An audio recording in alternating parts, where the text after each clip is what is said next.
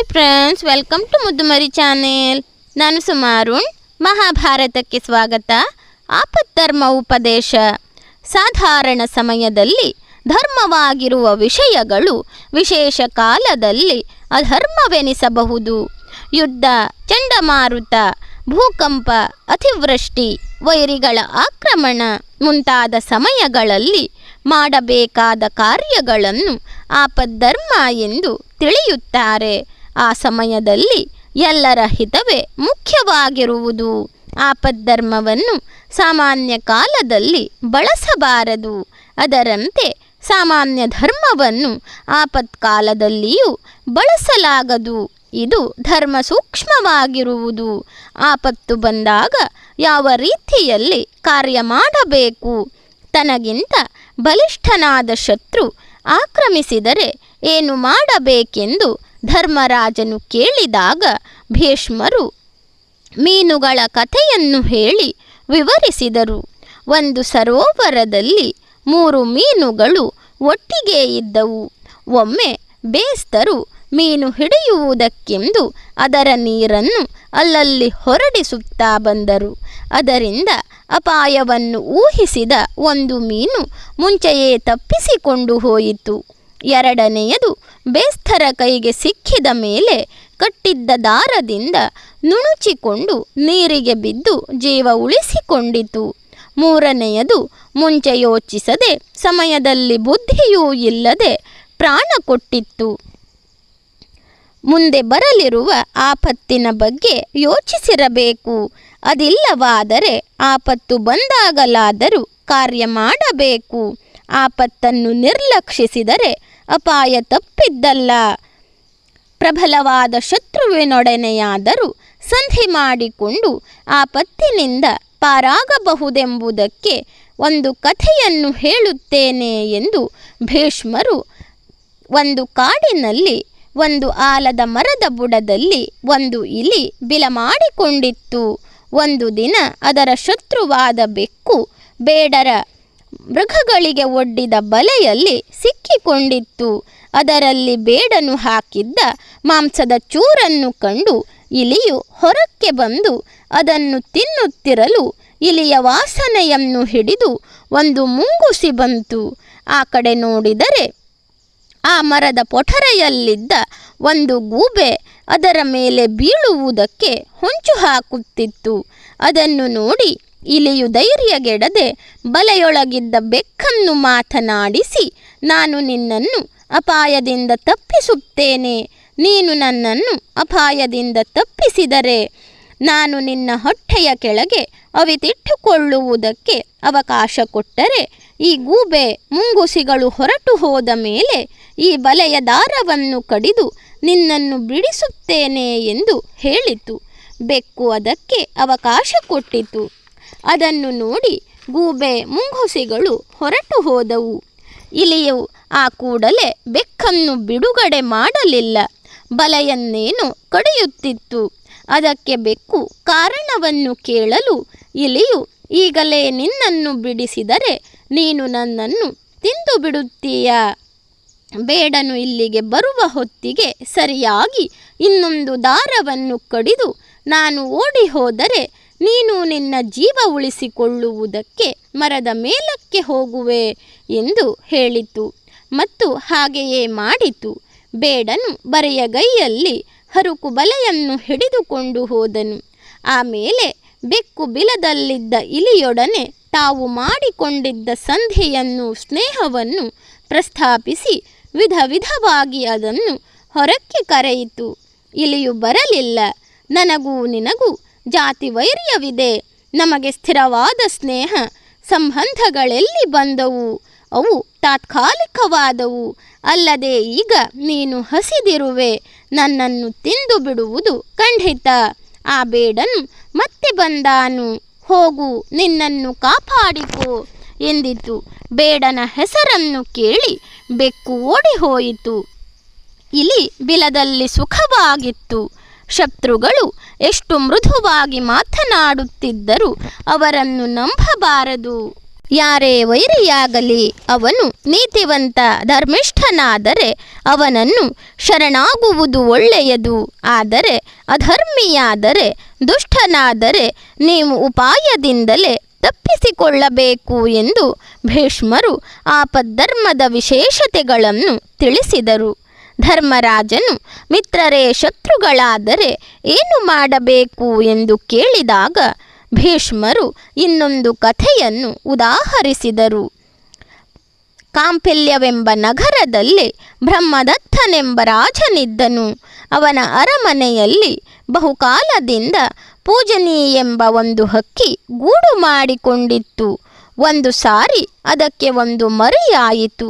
ರಾಣಿಯು ಆ ಕಾಲಕ್ಕೆ ಒಂದು ಗಂಡು ಮಗುವನ್ನು ಹೆತ್ತಳು. ಹಕ್ಕಿಯು ಸಮುದ್ರ ತೀರದಿಂದ 2 ಹಣ್ಣನ್ನು ತಂದು ತನ್ನ ಮರಿಗೂ ರಾಜಪುತ್ರನಿಗೂ ಒಂದೊಂದು ಹಣ್ಣನ್ನು ಕೊಟ್ಟಿತ್ತು. ಅಮೃತದಂಥ ಆ ಹಣ್ಣನ್ನು ತಿಂದು ರಾಜಶಿಶುವು ಚೆನ್ನಾಗಿ ಬೆಳೆಯಿತು. ಅದು ಮರಿಹಕ್ಕಿಯೊಡನೆ ಆಡುತ್ತಾ ಅದನ್ನು ಕೊಂದು ಬಿಟ್ಟಿತ್ತು.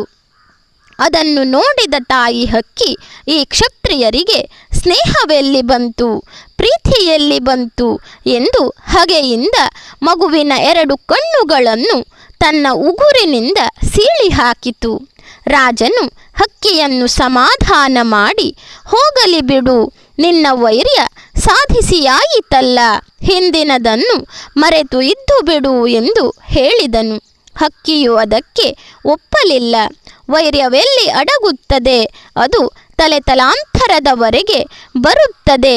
ಹೆಜ್ಜೆಯಲ್ಲಿ ಹುಣ್ಣಿಟ್ಟುಕೊಂಡು ಓಡಿದರೆ ಎಷ್ಟೆಷ್ಟು ರಕ್ಷಣೆ ಮಾಡಿಕೊಂಡಿದ್ದರೂ ನೊಂದೇ ನೋಯುತ್ತದೆ ಎಂದು ಹೇಳಿ ಹಕ್ಕಿಯು ನಾನು ನೀನು ಶತ್ರುಗಳಾದೆವು ಎಂದು ಅಲ್ಲಿಂದ ಹಾರಿ ಹೋಯಿತು.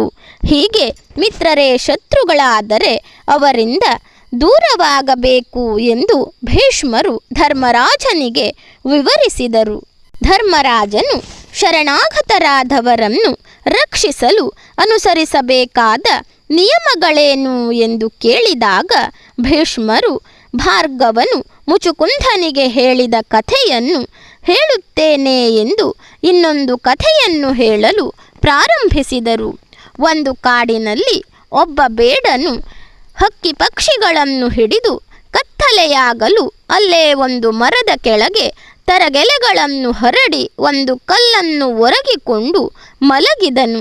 ಆದರೆ ನಿದ್ರೆ ಬಾರದು. ಹಸಿವು, ಚಳಿ. ಆ ಮರದ ಮೇಲಿದ್ದ ಒಂದು ಪಾರಿವಾಳವು ಅದನ್ನು ನೋಡಿ ಅವನ ಮುಂದೆ ಕಡ್ಡಿಗಳನ್ನು ತಂದು ಹಾಕಿ ಬೆಂಕಿ ಹೊತ್ತಿಸಿಕೊಟ್ಟಿತು. ಆಮೇಲೆ ಅವನಿಗೆ ಆಹಾರವಾಗಲೆಂದು ತಾನೇ ಅದರೊಳಗೆ ಬಿದ್ದು ಸತ್ತು ಹೋಯಿತು. ಅವನಿಗೆ ಅದರಿಂದ ವ್ಯಥೆಯಾಗಿ ತಾನು ಹಿಡಿದಿದ್ದ ಹಕ್ಕಿಗಳನ್ನೆಲ್ಲ ಬಿಟ್ಟು ಬಿಟ್ಟನು. ಅವುಗಳಲ್ಲಿ ಸುಟ್ಟ ಹಕ್ಕಿಯ ಹೆಂಡತಿಯೂ ಇತ್ತು. ಅದು ಈ ಮೊದಲೇ ಬೇಡನ ಚೀಲದೊಳಗಿನಿಂದಲೇ ಅವನಿಗೆ ಆತಿಥ್ಯ ಮಾಡಬೇಕೆಂದು ಗಂಡನನ್ನು ಕೇಳಿಕೊಂಡಿತ್ತು. ಈಗ ಗಂಡ ಸತ್ತ ಬೆಂಕಿಯಲ್ಲಿ ತಾನೂ ಬಿದ್ದು ಸಹಗಮನದಿಂದ ಪ್ರಾಣ ಬಿಟ್ಟಿತು. ಬೇಡನು ಮುಂದೆ ಹೋಗಿ ಕಾಡ್ಗಿಚ್ಚಿನಲ್ಲಿ ಸತ್ತನು. ಅವರು ಮೂವರಿಗೂ ಸದ್ಗತಿ ಲಭಿಸಿತು. ಹೀಗೆ ಶರಣಾಗತ ರಕ್ಷಕರಿಗೆ ಉತ್ತಮ ಲೋಕಗಳಿವೆ ಎಂದು ಭೀಷ್ಮರು ಧರ್ಮರಾಜನಿಗೆ ತಿಳಿಸಿದರು. ಧರ್ಮರಾಜನು ಪಾಪವು ಯಾವುದರಿಂದ ಬರುವುದು, ದುಃಖಕ್ಕೆ ಕಾರಣಗಳೇನು, ಮಿತ್ರದ್ರೋಹಿ ಯಾರು, ಕೃತಜ್ಞನು ಯಾರು ಎಂದಾಗ ಭೀಷ್ಮರು ಲೋಭವೆಂಬ ಮೊಸಳೆಯ ವಶದಲ್ಲಿದ್ದವನು ಪಾಪ ಮಾಡುತ್ತಾನೆ. ಕಾಮಕ್ರೋಧಗಳು ಸಹ ಲೋಭದಿಂದಾಗಿ ಬರುತ್ತವೆ. ಮಿತ್ರನ ಹಿತವನ್ನು ಬಯಸದವನೇ ಮಿತ್ರದ್ರೋಹಿಯು.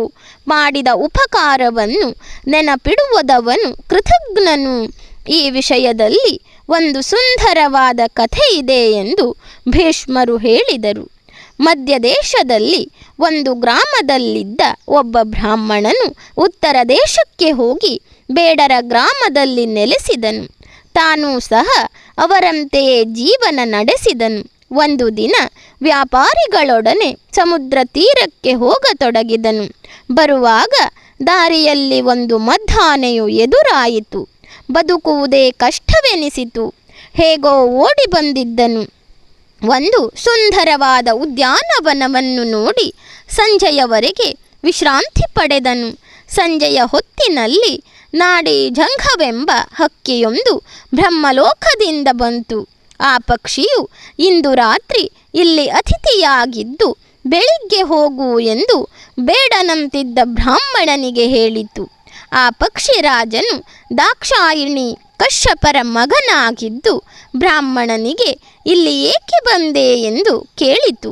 ಬ್ರಾಹ್ಮಣನು, ನಾನು ದರಿದ್ರನಾಗಿದ್ದೇನೆ, ಅದಕ್ಕಾಗಿ ಹಣ ಗಳಿಸಿ ಸುಖವಾಗಿರಲು ಬಂದಿದ್ದೇನೆ ಎಂದು ಹೇಳಿದನು. ಪಕ್ಷಿರಾಜನು, ಬ್ರಾಹ್ಮಣ, ಯೋಚಿಸಬೇಡ.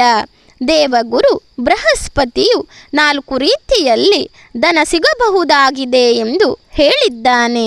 ಮೊದಲನೆಯದಾಗಿ ತಾನು ಸಂಪಾದಿಸಿದ ಹಣ, ಎರಡನೆಯದು ಪರಂಪರೆಯಿಂದ ಬಂದದ್ದು, ಮೂರನೆಯದು ದೈವ ಕೊಡುವುದು, ನಾಲ್ಕನೆಯದು ಮಿತ್ರನು ಕೊಡುವುದು. ನನ್ನ ಮಿತ್ರನಾದ ವಿರೂಪಾಕ್ಷ ಎಂಬ ರಾಕ್ಷಸನು ಇಲ್ಲಿಂದ 100 ಯೋಜನ ದೂರದಲ್ಲಿದ್ದಾನೆ. ಅವನು ನಿನಗೆ ಬೇಕಾದ್ದನ್ನು ಕೊಡುತ್ತಾನೆ. ನಾನು ಕಳಿಸಿದ್ದನ್ನು ಅವನಿಗೆ ಹೇಳು ಎಂದು ನಾಡಿ ಜಂಗ ಪಕ್ಷಿರಾಜ ಹೇಳಿತು. ಬ್ರಾಹ್ಮಣನು ಬೇಗನೆ ವಿರೂಪಾಕ್ಷನಿದ್ದಲ್ಲಿಗೆ ಬಂದಾಗ ಬ್ರಾಹ್ಮಣನನ್ನು ನೋಡಿದ ವಿರೂಪಾಕ್ಷನು, ಇವನಿಗೆ ಬ್ರಹ್ಮವರ್ಚಸ್ಸಿಲ್ಲ, ವೇದಾಧ್ಯಯನ ಮಾಡಿದವನಲ್ಲ, ಆದರೂ ನಾಡಿ ಜಂಘನ ವತಿಯಿಂದ ಬಂದಿದ್ದಾನೆಂಬುದು ಮಾತ್ರವೇ ಇವನಿಗೇನಾದರೂ ಒಳ್ಳೆಯದನ್ನು ಮಾಡಲು ಕಾರಣವಾಗಿದೆ ಎಂದು ಆಲೋಚಿಸಿದರು. ಬ್ರಾಹ್ಮಣನಿಗೆ ಬೇಕಾದುದೆಲ್ಲವನ್ನು ಕೊಟ್ಟು ಕಳುಹಿಸಿದನು. ಸಂಪತ್ತಿನೊಂದಿಗೆ ಬಂದ ಬ್ರಾಹ್ಮಣನನ್ನು ನಾಡಿ ಜಂಘನು ರೆಕ್ಕೆಯಿಂದ ಗಾಳಿ ಹಾಕಿ ಅತಿಥಿ ಸೇವೆ ಮಾಡಿದನು. ಆ ರಾತ್ರಿ ಬ್ರಾಹ್ಮಣನು ಅಲ್ಲಿದ್ದಾಗ, ನನಗೆ ಈಗ ಎಲ್ಲವೂ ಸಿಕ್ಕಿವೆ, ಚಿನ್ನ, ಬೆಳ್ಳಿ, ವಜ್ರ, ಮುತ್ತು, ರತ್ನಗಳಿವೆ, ಆದರೆ ತಿನ್ನುವುದಕ್ಕೆ ಏನೂ ಇಲ್ಲವಾಗಿದೆ. ಪಕ್ಕದಲ್ಲಿಯೇ ದೊಡ್ಡದಾದ ಹಕ್ಕಿ ಇದೆ, ಅದನ್ನೇ ಬೇಯಿಸಿ ತಿಂದರಾಯಿತು ಎಂದು ಅದೇ ರೀತಿ ಹಕ್ಕಿಯನ್ನು ಕೊಂದು ತಿಂದನು. ನಂತರ ಬೆಳ್ಳಿ, ಬಂಗಾರ, ಮುತ್ತು, ರತ್ನಗಳನ್ನು ಕಟ್ಟಿಕೊಂಡು ಹೊರಟನು. ವಿರೂಪಾಕ್ಷನು, ನಾಡಿ ಜಂಘನು ನನ್ನ ಮಿತ್ರನು, ದಿನವೂ ಬ್ರಹ್ಮಲೋಕಕ್ಕೆ ಹೋಗುವಾಗ ನನ್ನನ್ನು ನೋಡಿಯೇ ಹೋಗುತ್ತಿದ್ದನು.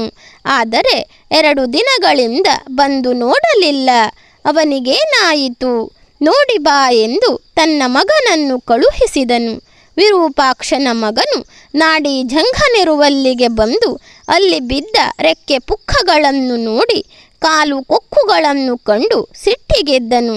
ನಾಡಿ ಜಂಘನನ್ನು ಈ ಬ್ರಾಹ್ಮಣ ಕೊಂದಿದ್ದಾನೆಂದು ತಿಳಿದು ಕೂಡಲೇ ರಾಕ್ಷಸರೊಂದಿಗೆ ಹೋಗಿ ಹಿಡಿದು ತಂದು ತಂದೆಯ ಮುಂದೆ ಬ್ರಾಹ್ಮಣನನ್ನು ನಿಲ್ಲಿಸಿದನು. ವಿರೂಪಾಕ್ಷನು ಈ ಪಾಪಿಯನ್ನು ಕೊಂದು ತಿಂದು ಬಿಡಿ ಎಂದು ಆದೇಶ ಮಾಡಿದನು. ಅವರೆಲ್ಲರೂ ಈ ಪಾಪಿಯ ಮಾಂಸ ತಮಗೆ ಬೇಡವೆಂದರು. ಕಾಡು ಮೃಗಗಳೂ ಸಹ ಅವನ ಮಾಂಸವನ್ನು ಮುಟ್ಟಲಿಲ್ಲ. ವಿರೂಪಾಕ್ಷನು ನಾಡಿ ಜಂಗನ ಅಸ್ಥಿಗಳನ್ನು ಸೇರಿಸಿ ಚಿತೆಯಲ್ಲಿಟ್ಟು ಅಂತ್ಯ ಸಂಸ್ಕಾರ ಮಾಡಲು ಬಯಸಿದನು. ಆಗ ಕಾಮಧೇನುವು ಅಮೃತವನ್ನು ಸುರಿಸಿ ನಾಡಿ ಜಂಘನನ್ನು ಬದುಕಿಸಿತು. ಈ ರೀತಿಯಲ್ಲಿ ಮಿತ್ರನಾದವನಿಗೆ ವಿರೂಪಾಕ್ಷನು ಮಾಡಿದ ಸತ್ಕಾರ, ಉಪಕಾರ, ಪುನಃ ಬದುಕಿಸುವ ಬಯಕೆ ಎಲ್ಲವೂ ಸತ್ಪುರುಷರ ನಡತೆಯನ್ನು ತಿಳಿಸುತ್ತದೆ. ಬ್ರಾಹ್ಮಣ ಬೇಡನು ಮಾಡಿದ್ದು ಕೃತಜ್ಞನ ವ್ಯವಹಾರವಾಗಿದೆ. ಅವನ ಜೀವನವು ವ್ಯರ್ಥವಾಯಿತು. ಕೃತಜ್ಞತೆಗಿಂತ ಮಿಗಿಲಾದ ಪಾಪವಿಲ್ಲ. ಯಾವಾಗಲೂ ಕೃತಜ್ಞರಾಗಿರಬೇಕೆಂದು ಭೀಷ್ಮರು ಆಪದ್ಧರ್ಮವನ್ನು ವಿವರವಾಗಿ ತಿಳಿಸಿದರು. ಧನ್ಯವಾದಗಳು ಸ್ನೇಹಿತರೆ.